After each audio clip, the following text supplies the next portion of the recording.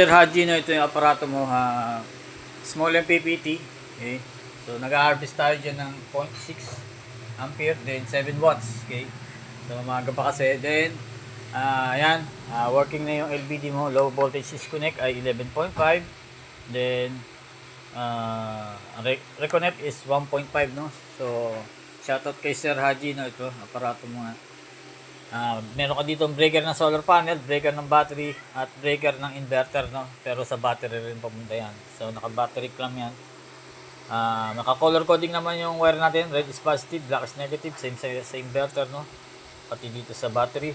So, then solar panel dito, positive to negative din. Then, pati sa battery. So, better 200 watts yung solar panel mo, no, para ma-accommodate mo yung 100 watts per hour daytime TV electric fan sabay, walang problema. Then 100 AH battery life for mas maganda, no. Kung wala kang ma-orderan, meron ako link, pwede mong orderan. Then kailangan mo rin siyempre ng PV cable, no. Yan, orderin mo rin yan. Then pwede ka nga dito mag-washing machine dahil 1000 surge yung mismong inverter natin. Then 500 watts yung continuous, okay? So 300 watts or 250 watts yung washing machine, walang problema, no. Yan. At daytime, okay. Sa gabi, syempre hanggang malobat lang yung battery mo na ilalagay. So yan, nakaload tayo ng electric fan ngayon dyan, okay. Then lagyan natin ng medyo malakas na load to. Ibarin na natin,